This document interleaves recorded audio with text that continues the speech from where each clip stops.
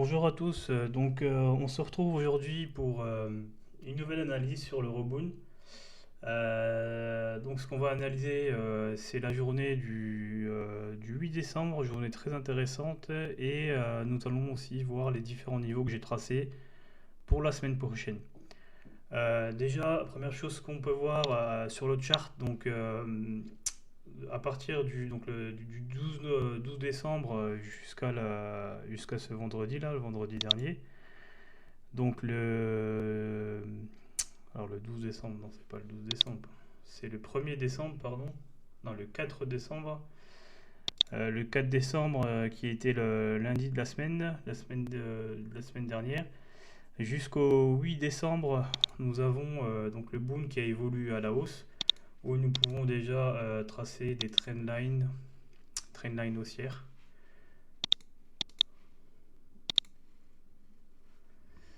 Voilà, tout simplement. Hop, je pense que c'est assez correct.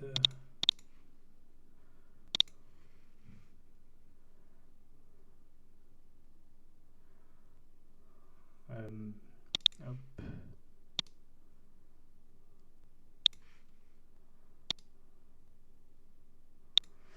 Voilà.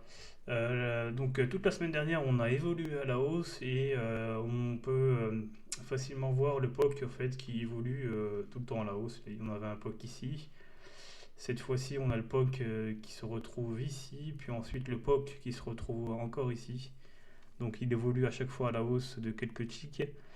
Par contre, ce qu'on peut visualiser sur la journée du jeudi, ici nous avons la journée du vendredi qui commence ici et qui finit là. Et ici nous avons la journée du jeudi qui commence ici et qui finit là. Donc au niveau du market profile, si on regarde directement le market profile, sur cette journée du jeudi, ce qui est intéressant, c'est que nous avions des éléments qui pouvaient nous indiquer que la journée du vendredi pouvait être correctif, baissière. C'est tout simplement en regardant, alors si on regarde ici, nous avons l'ouverture du marché qui se fait, donc asiatique, qui se fait ici. Et vous voyez que la fermeture se fait dans la VA, dans sa propre VA. Et en plus de réaliser une fermeture dans sa propre VA, elle ferme aussi dans la VA de la veille. Donc là, en fait, ce qui nous indique, le marché nous indique tout simplement euh, une faiblesse acheteuse. On a moins ce momentum acheteur qui est présent et nous avons ce retour acheteur qui fait que nous avons dessiné un profil un peu moins impulsif, mais un profil un peu plus en forme de D. Attendez, hop. Par rapport aux autres profils, on peut comparer les autres profils qui ont été réalisés. Et ce qu'on peut en conclure par rapport aux journées précédentes, c'est que les profils qui ont été réalisés sont de type assez haussier.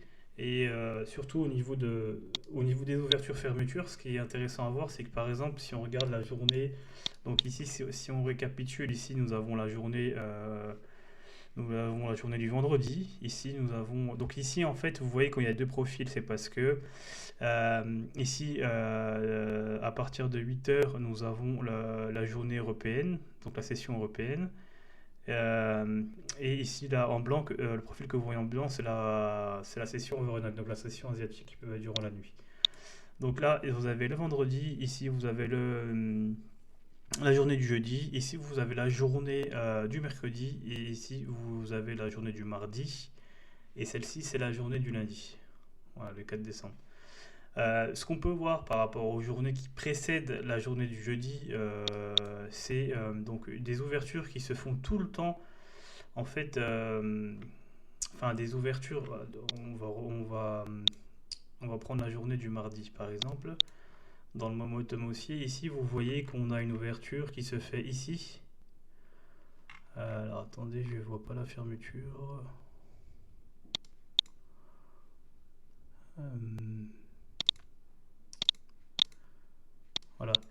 On a une ouverture à session asiatique qui se fait ici.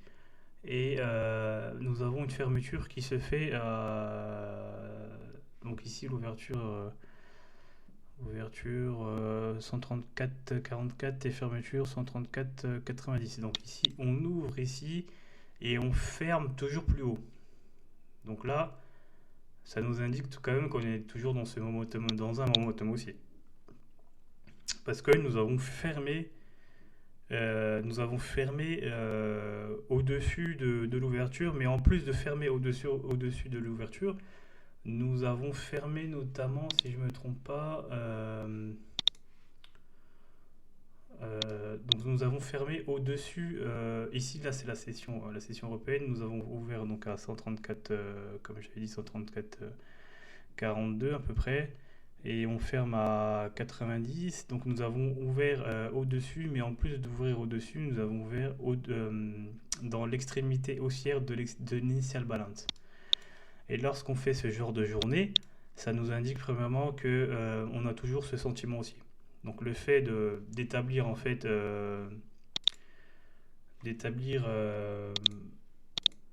admettons qu'ici je trace mon initial balance. Donc c'est pour cette zone-là, on va dire que c'est l'IB qui s'est construit dans cette zone-là. Donc j'ouvre ici et dans l'IB et ensuite je ferme. Alors, je fais un truc un peu plus cohérent. Admettons que ça trade ici, puis hop, ça part et ça ferme plus haut.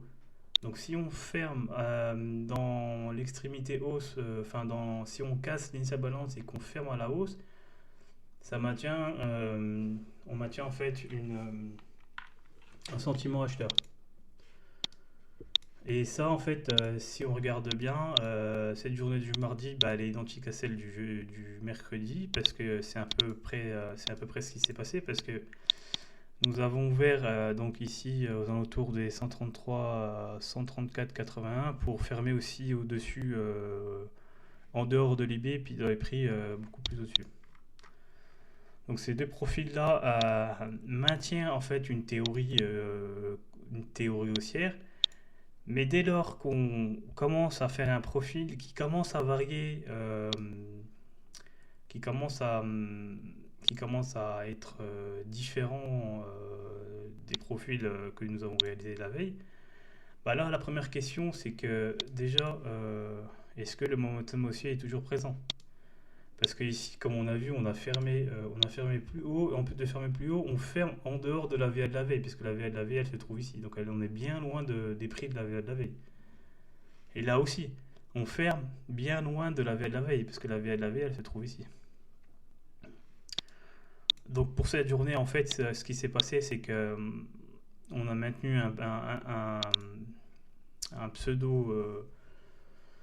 une pseudo puissance haussière, parce que on a réussi quand même à casser le plus haut de la veille, mais lorsqu'on regarde le profil qui s'est réalisé, bah, on voit que c'est plutôt un profil assez neutre, quoi. Parce qu'on a clôturé dans la VA, dans sa propre VA, et en plus de clôturer dans la propre VA, on a clôturé aussi dans la VA de la veille. Donc il y a deux informations qui peuvent nous indiquer que bah, le profil qu'on vient de dessiner ici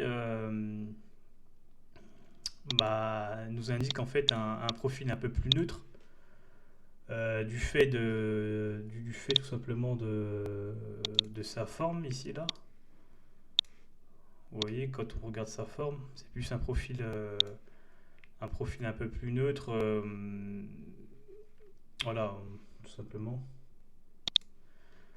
Et bon, après, ce qu'on peut voir ici, en plus de ces informations, c'est qu'on peut voir un single print ici qui s'est dessiné. Donc ici, c'est vraiment... ici, ce niveau-là nous indique comment on appelle ça, un genre de repoussement assez violent des prix par les vendeurs.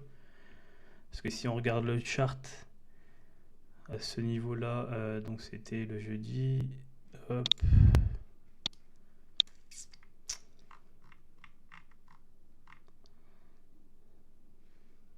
Ok, donc on est là. Donc sur le, ouais, on n'a pas vraiment de mèche, mais on peut voir que ici on a eu vraiment un bon momentum baissier qui a repoussé les prix dans sa VA. Et alors du coup, ce qui s'est passé, parce qu'en fait, là, dès qu'on voit ce profil-là, le jeudi, si on veut trader un vendredi, déjà vendredi c'est journée de fin de semaine. Alors on a potentiellement des gens qui veulent débloquer leur position acheteuse de début de semaine, parce que vu qu'on voit que le début de semaine a été quand même à partir du 4, on a dit que le 4 c'est début de semaine, donc on était vraiment bien haussier. Bah là, les gens peut-être qu'ils veulent déboucler leur position. Et ça a commencé au niveau des 135,82, où les gens ont commencé à sacrément bien vendre leurs contrats. Et en plus de ça, vendredi, donc voilà, jour de fin de semaine. Euh, voilà, donc ça nous indique quand même un potentiel retournement baissier. Alors maintenant, on va s'intéresser à la journée du vendredi. Et journée du vendredi, c'est une journée très très très intéressante parce que c'était une journée à variation normale baissière. Et cette journée-là, en fait, enfin, j'ai pas pu la trader en session européenne la matinée, mais déjà, lorsqu'on ouvre ici dans les 135-35 à peu près, on a déjà des niveaux intéressants à shorter. Alors pourquoi je dis à shorter? Parce que comme je répète encore les choses, c'est en se basant sur le profil de la veille. Le profil de la veille, qu'est-ce qu'il me montre le market profile? Il me montre deux choses. Il me montre un momentum haussier, du des profils de mardi et de mercredi. Donc des profils donc ce qu'on appelle des profils neutres extrêmes à l'achat. Euh, et ensuite, il me montre un profil un peu plus neutre. Donc là, c'est plutôt enfin, ça reste un profil à variation normale à l'achat. Euh, il y a encore des résidus acheteurs, on va dire.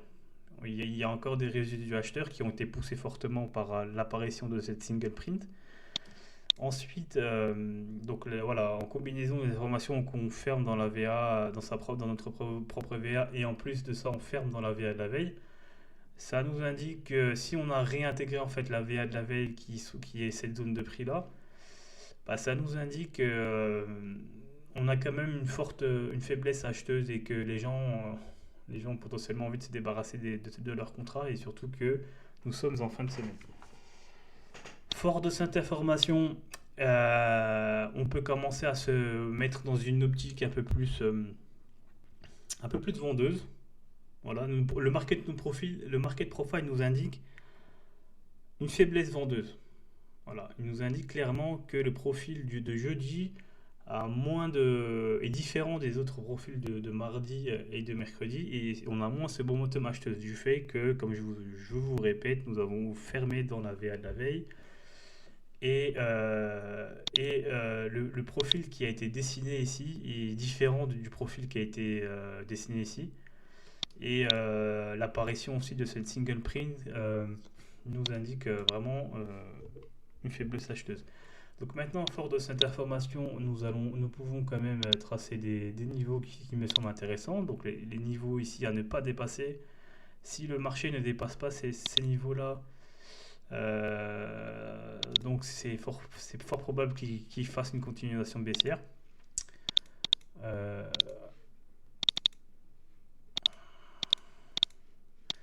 voilà, nous avons donc ce niveau-là qui correspond au POC de la veille. Donc si le marché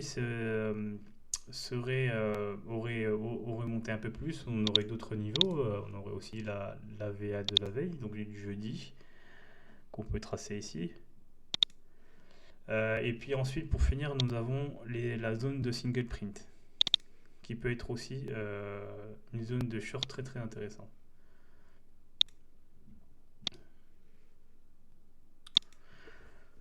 Donc maintenant, lorsque vous êtes dans vos écrans, il faut voir dès que le prix arrive sur des niveaux clés comme ça qu'on vient de tracer. Par exemple, le POC, il faut voir sur le carnet d'ordre ce qui se passe. Il faut voir vraiment, est-ce qu'on est plus. Est-ce qu'on a des. Voilà, comme je répète tout le temps, est-ce que on a du reloading? Est-ce que.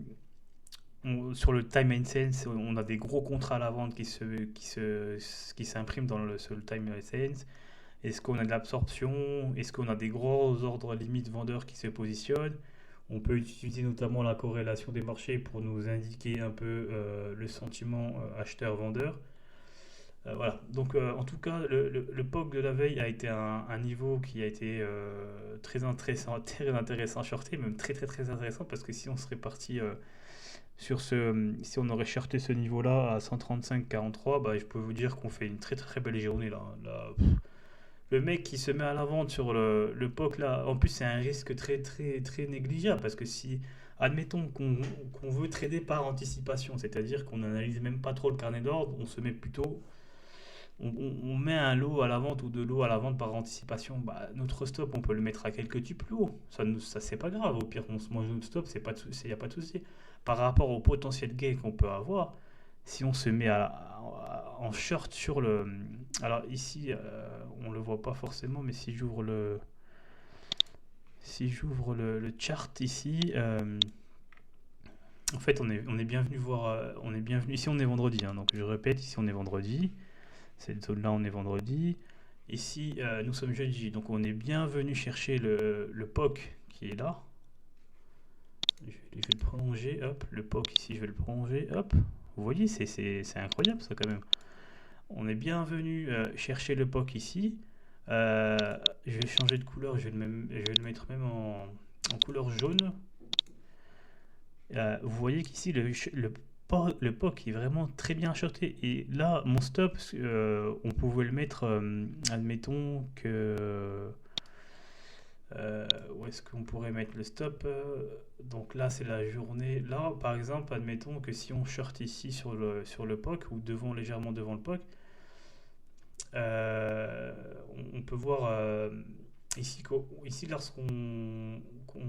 enfin là sur les 135,50, vous voyez que les volumes baissent. On commence à avoir des faibles volumes. Bah là, on peut identifier comme étant cette zone-là que je vais entourer en rectangle, une zone qui a été très bien travaillée. Vous voyez cette zone-là ici en rectangle, c'est une zone qui a été très bien travaillée. Bah, mon stop, si je vends là, bah, je peux le mettre ici par exemple, dans cette zone-là. Et si j'ai encore un peu plus de marge, si vraiment j'ai plus de marge, je pense que mon stop je l'aurais mis là. Mais si j'aurais déjà fait un bon PNL, on peut le mettre derrière ici, là, derrière ce volume-là. Là, on peut voir qu'ici on a une résistance qui s'est tracée. Si on trace ici, on voit cette résistance qui s'est tracée là. Et on voit que cette résistance, elle s'est créée en fait sur le creux de volume. Et comme je dis tout le temps, le creux de volume, ça rejette les prix. C'est-à-dire même si on est en mauvaise position ici et qu'on met un lot à la vente et que le prix, admettons, euh, les prix en fait arrivent jusqu'ici, il est très fort probable qu'ils viennent jusqu'ici et que cette résistance marche parce que nous sommes en fait dans un creux de volume ici. Donc ici, elle peut marcher, donc on peut avoir un rejet pour revenir en fait, soit retester le POC, ou soit même si on ne reteste pas le POC, bah, vous pouvez prendre votre perte, mais au lieu de la prendre ici, votre perte, ou juste derrière le creux de volume, vous pouvez, euh, vous pouvez la prendre sur à peu près à quelques ticks derrière le POC.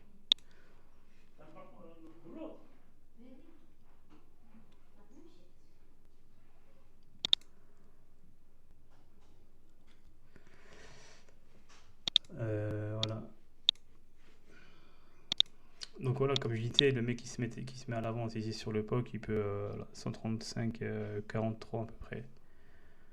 135 43 et il clôture au niveau de. S'il arrive à choper les plus bas, 134 43, ça fait 100 ticks Un lot, vous avez 1000 dollars. 1000 dollars à un lot, deux lots de 1000, trois lots 3000, etc. Puis il y a des choses qui sont passées très très intéressantes qui auraient pu vous inciter à tenir votre short.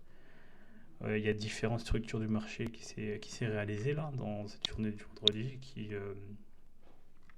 Alors déjà, si on s'intéresse, si on s'intéresse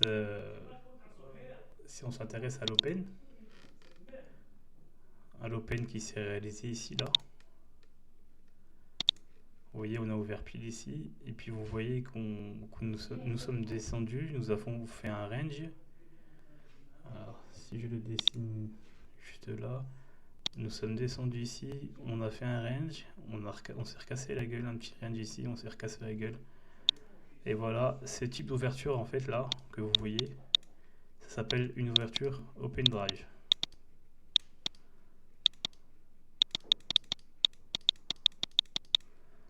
C'est-à-dire qu'on ouvre à un point là, on descend, on fait un petit bracket, on descend, on fait un petit bracket, on descend, on fait un petit bracket, etc. Et ça, ce type d'ouverture nous indique en fait la possibilité de faire au niveau du market profile, un type de profil à variation normale. On peut potentiellement faire en fait un profil à variation normale. Et la variation normale en fait nous indique tout simplement que c'est une journée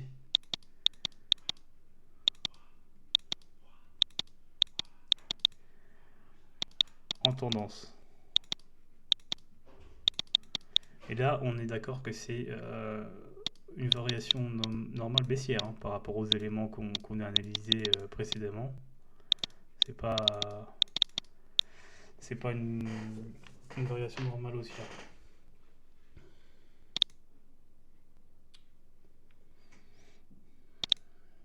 Ensuite, différents éléments qu'on peut, si vous n'êtes pas rentré ici, vous avez d'autres opportunités de short. Moi, c'était net, cette journée, c'était baissière. Déjà, le type d'ouverture, d'ouverture que nous avons fait, et surtout que au carnet d'ordre, je m'en souviens d'avoir vu des ordres limites à monter jusqu'à 1000-1500 lots. Ça nous indiquait fortement une puissance baissière. Alors ça, sur les ordres limites que vous voyez à 1000, admettons que ici je vais... alors ici par exemple j'ai mes vendeurs. Et mes vendeurs en fait, mettons on va dire j'ai 500 lots, 300 lots, puis d'un coup je vois 1500 lots.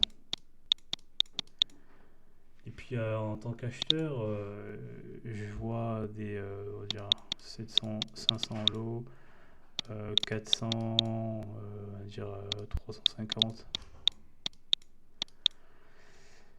Là déjà, lorsque vous voyez ce genre de choses arriver sur le carnet d'ordre, il y a plusieurs choses qui peuvent se passer.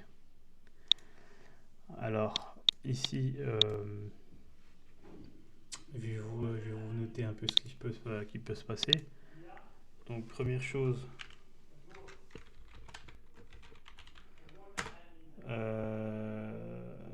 donc la première chose, admettons que impossible de dépasser le niveau, enfin le prix sur lequel nous voyons 1500 lots.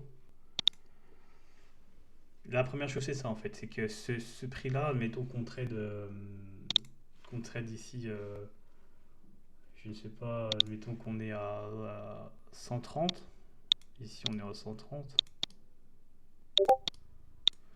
et bah là, soit les 130 on va jamais le dépasser à l'achat et qu'on peut se mettre à la vente ici en front running devant les 1500 lots. Deuxième possibilité,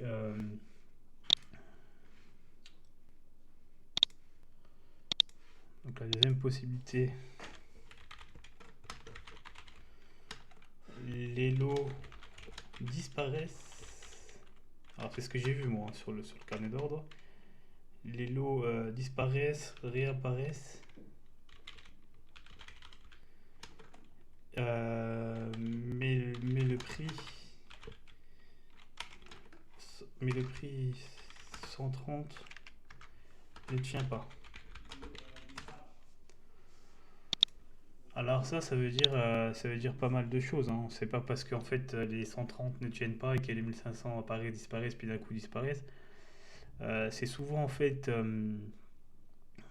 comment dire, voilà, là c'est du spoofing, hein. C'est du spoofing clair et net, mais malgré que ce soit du spoofing, ça indique quand même la puissance vendeuse en fait. Parce qu'il y a quand même des gens qui veulent vendre. Il y a, comment expliquer, c'est pas parce qu'en fait vous voyez que les 130 cassent à la hausse et que en fait finalement non, c'est de la merde, il n'y a pas de vendeur. Attendez un retracement, vous allez voir que dans ce genre de journée, lorsque vous voyez des gros intervenants comme ça peut être le signal de vente, mais c'est peut-être pas le bon moment ou le bon prix à vendre, vous voyez. Parce que si on regarde sur un time frame, enfin sur un temps un peu plus large, de 30 minutes, 1 heure et demie, 2 heures, bah finalement, il y a quand même des vendeurs. Donc ça, c'est un potentiel signal. C'est soit un signal qui marche tout de suite, ou soit c'est un signal qui marche un peu plus longtemps, un peu plus en long terme.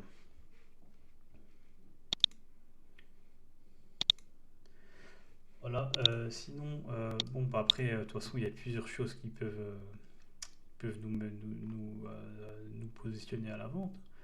Même, je dirais qu'on pourrait même se mettre à l'achat. Je vais vous montrer les bons points d'achat auxquels ça aurait été intéressant de se positionner. Donc ici, nous avons le prix d'ouverture à 8 heures à 135,45. On fait une jolie baisse en open drive. Puis ensuite, on crée tout simplement ici une jolie phase de distribution.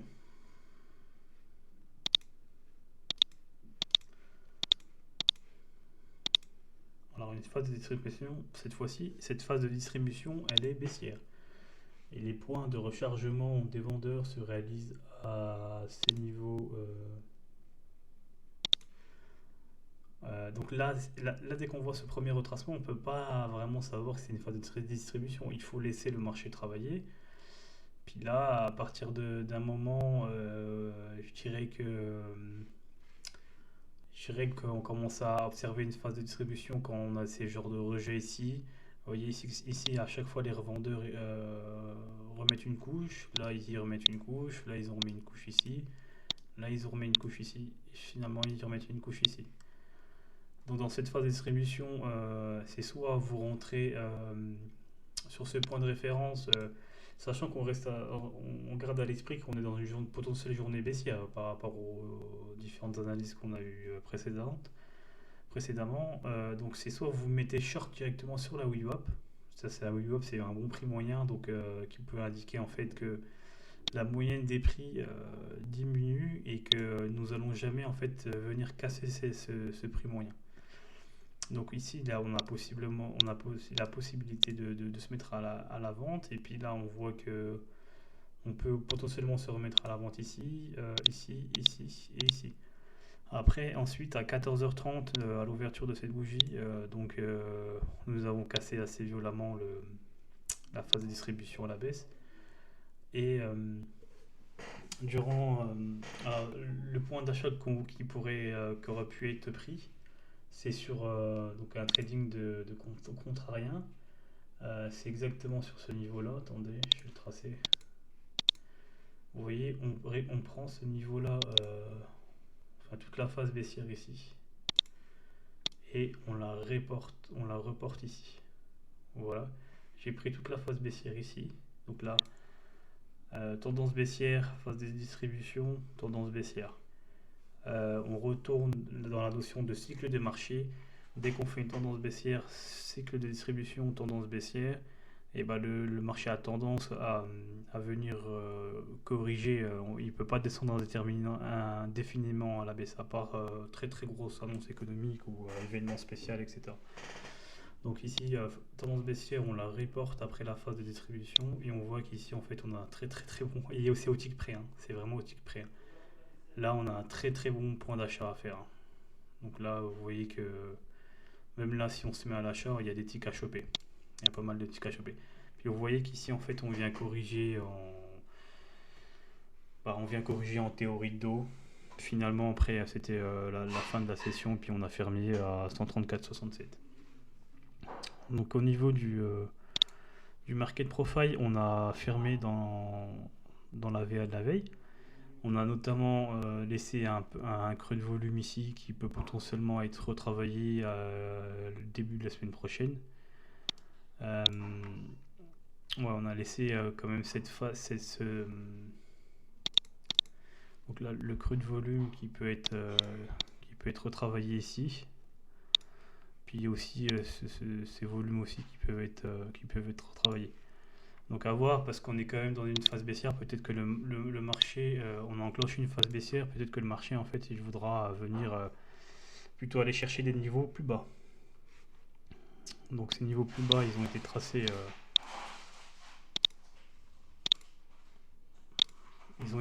sur le chart de 5 minutes. Le niveau que j'ai tracé, donc c'est... hop, ça, je supprime. Alors là, en fait, si vous mettez à l'achat, comme je vous ai montré tout à l'heure, le profit que vous aurez pu prendre, c'est au niveau de ce niveau-là, hein. Parce que ici, vous voyez qu'on a des points faibles. Et vous voyez que le marché, il n'est pas parti plus haut, hein. Il s'est arrêté à 134,82.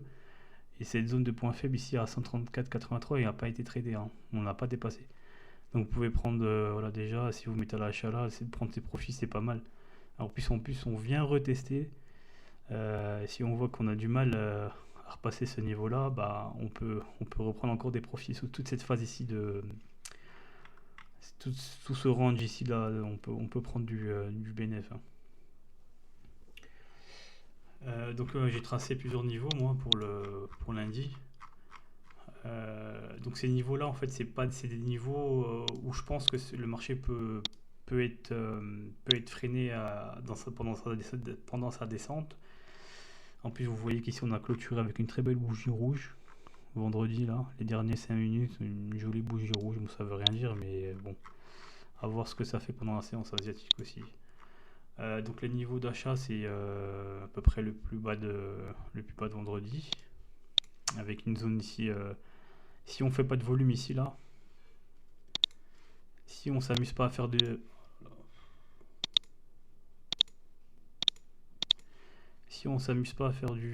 volume au niveau ici là, parce que vous voyez ici qu'on a quasiment pas fait on a quasiment pas fait de volume ici. Donc si on rejette, par exemple, si on vient là et puis qu'on rentre légèrement puis qu'on rejette assez rapidement, l'objectif c'est qu'on ne vienne pas faire de volume ici. Si on ne fait pas de volume, c'est une zone de résistance, c'est une zone dont le prix n'est pas intéressé à passer du temps.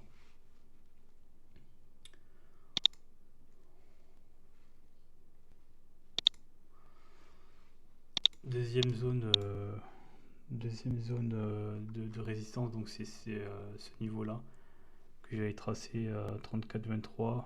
Enfin, c'est un potentiel support acheteur.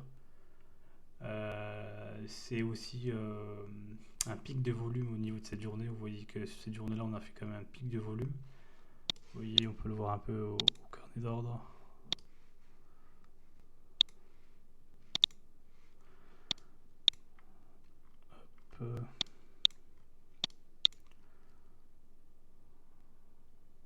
Au carnet d'ordre, au market profile, on peut le voir. Bah, après, on ne le voit pas énormément, mais ouais, pour moi ici, moi je l'ai tracé en tant que support.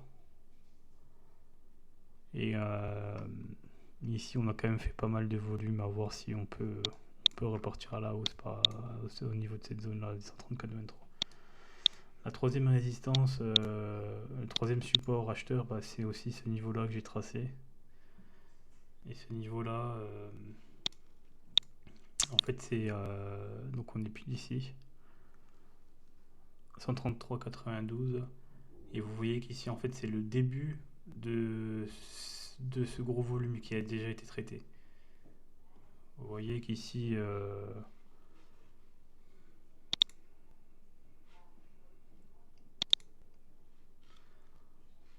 vous voyez qu'ici, on a traité pas mal de volume dans cette zone-là. Alors potentiellement, le prix, en fait, il peut venir descendre jusqu'ici. Hop, il peut venir ici et il peut ne pas rentrer dans cette zone-là parce qu'en fait, cette zone-là a déjà été très bien traitée. Les prix ont bien tradé dedans. Donc on peut avoir un rejet de quelques ticks ici pendant un certain moment. Puis après, potentiellement revenir rentrer dans la zone, on ne sait pas trop, on ne peut pas savoir. Mais on peut avoir un retour acheteur ici pour protéger en fait l'accès à cette zone-là parce qu'on n'a potentiellement pas envie de rentrer au niveau de ces prix-là.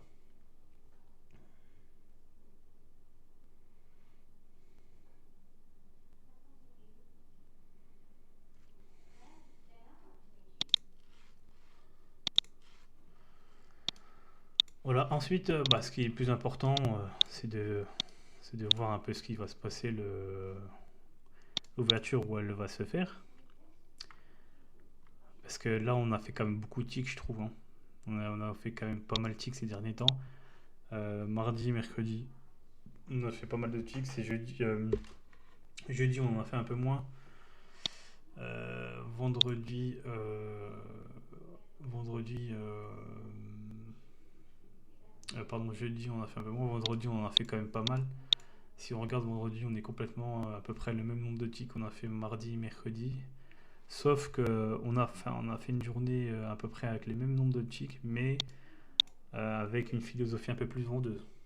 Parce qu'on est complètement vendeur là, c'est la journée du vendredi. Donc là, potentiellement, soit on fera un profil un peu comme celui qu'on a fait jeudi, c'est-à-dire qu'on va commencer une journée lundi un peu plus calme, avec potentiellement soit complètement neutre, c'est-à-dire que on aura une variation, des cours. Admettons qu'on ouvre ici, ici, peut-être que ici on a la phase de Libé, et puis on ouvre ici et on va venir faire un petit peu en haut, et un petit peu en haut de l'IB, un petit peu en bas de l'IB, puis on clôture ici, voilà. Ça fera un profil à peu près comme ça. Voilà, je verrais bien un profil à peu près comme ça, mais ça c'est à voir l'ouverture où elle se trouve, est-ce que les zones de support et de résistance qui ont été tracées peuvent fonctionner.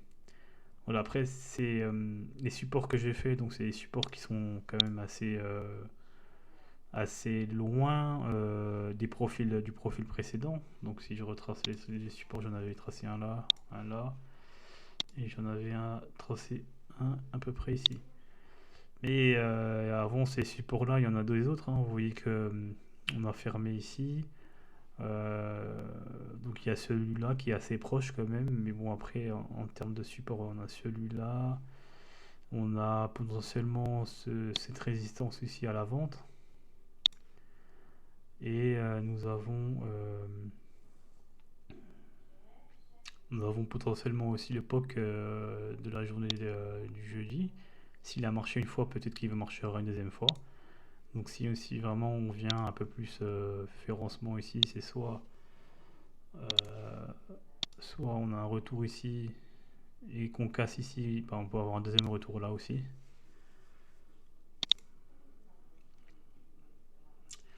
Puis on peut potentiellement rester un peu plus longtemps sur cette zone pour combler les volumes là. Pour combler un peu plus de volume, vous voyez qu'ici on n'a pas fait beaucoup de volume. On peut venir un peu combler les volumes. Bon, après moi c'est tout pour cette analyse. J'ai pas d'autres informations à vous donner. N'hésitez pas à vous abonner et à commenter si vous avez des questions. Je vous souhaite bonne semaine à tous et bon trading. Merci, au revoir.